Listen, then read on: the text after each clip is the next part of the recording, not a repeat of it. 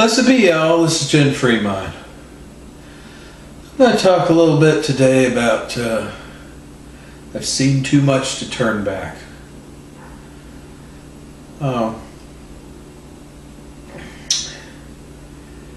Years ago I went to a Christmas pageant. This little church behind the house that I lived in. And I had gotten into magical studies and things like that by that time, but I was still going to church on a regular basis. A different church, not this little church.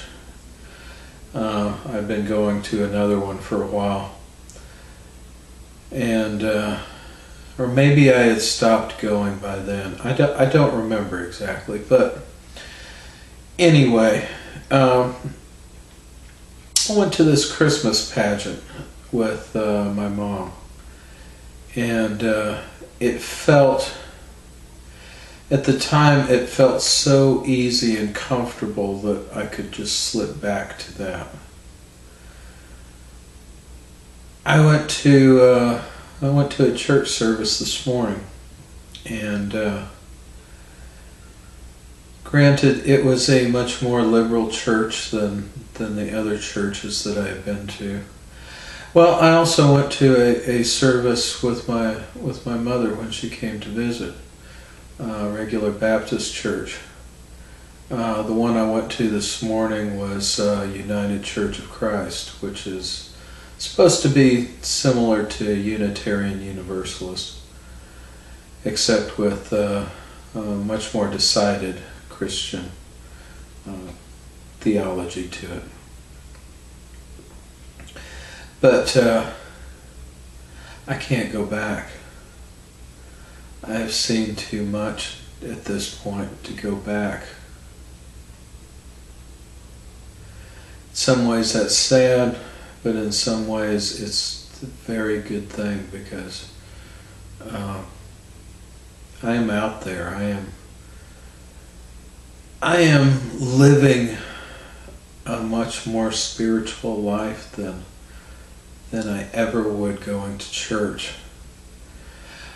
I think the reason that my mother always thought that I was not saved was because I never would conform to it wasn't that I didn't say the right prayers or read the Bible or go to church enough. It was that, I would not get the job with the suit. I did not get married and have the family. I did not plug into the worldly system. And that is seen, plugging into the worldly system is seen as part of being a Christian, being a church member. There's a line that I love in a movie that I watched it a couple of times, but it's one of those movies that you watch it and you think, oh God, I never want to watch that again. Not that it was a bad movie, it was just creepy and dark. And that movie is 8mm. And there was a line in there, this young guy who's he was the clerk at this porno store that the main character had gone in to try to find some stuff. And he says, yeah, some things you just can't unsee. And that can be in a good way, that can be in a bad way. I have seen things like an owl coming and perching on a tree watching a ritual in which Lilith was invoked. I have seen fairies gather in the trees when fairy magic was being done. I've seen clocks stop when circles are cast. I have looked into the abyss and felt the wind of manifestation. I've stepped behind that abyss and talked to the machine elves that tend the works behind there. In none of that did I find anything that was like what I was told the spiritual world was like in the church. I have found astral beings that are not very nice, but for the most part, they just want to eat. And a lot of them feed on very dark, negative stuff, so that's what they stir up. And it's not that they're evil, they just want to eat. And I have met some that, yes, I would classify them as evil. I would classify them as something that needs to be banished from this reality, and I have done banishings for that. And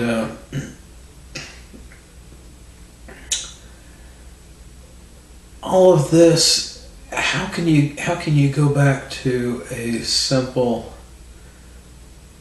story that you have seen so much evidence,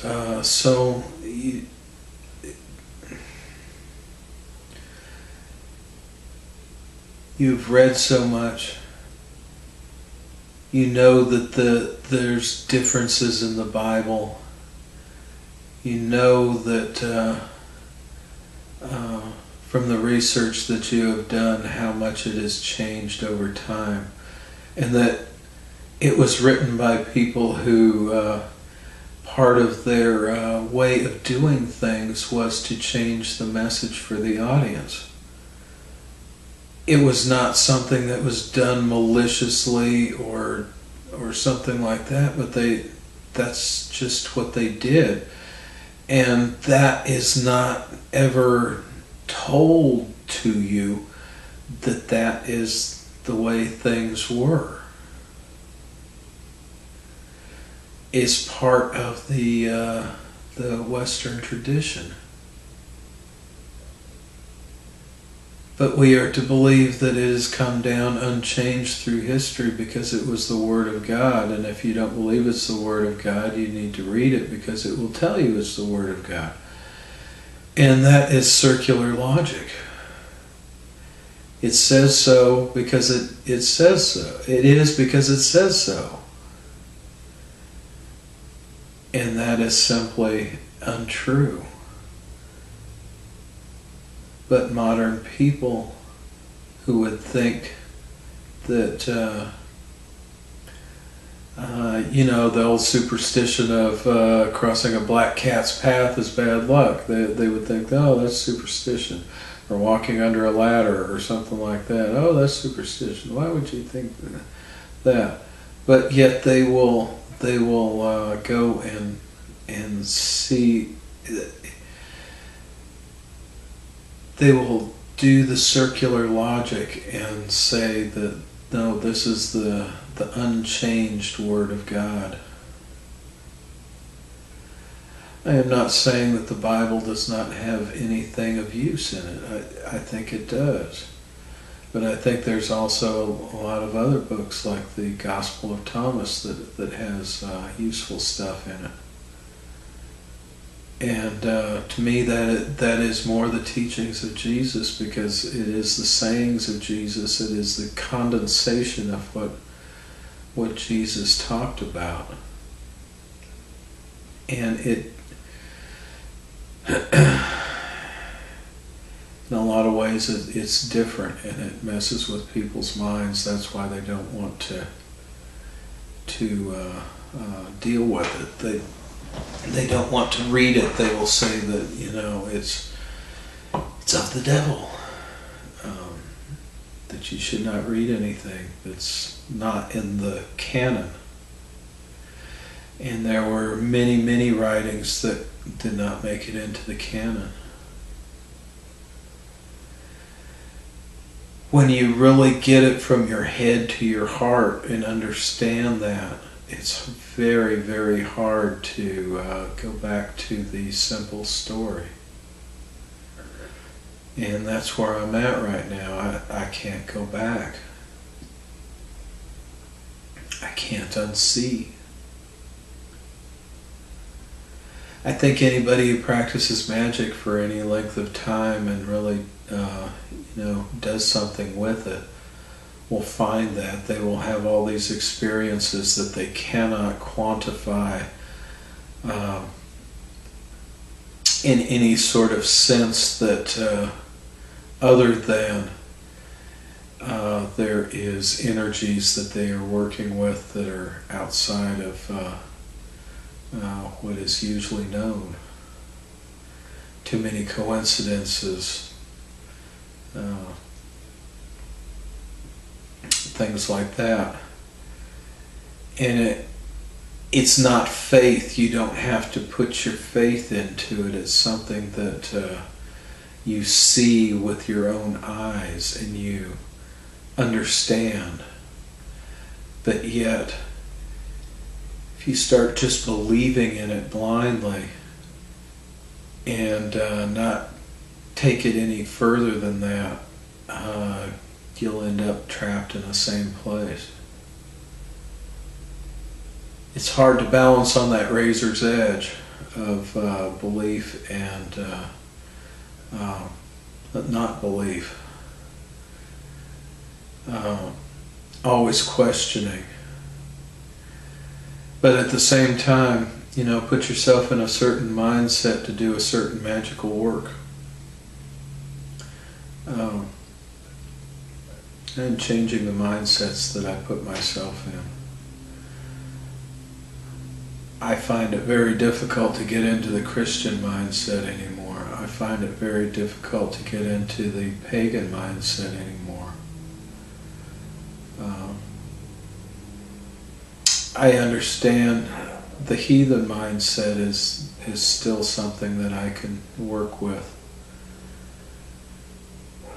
I can't say that I can't go back to those things. It's just that I don't see that they are as useful at this time.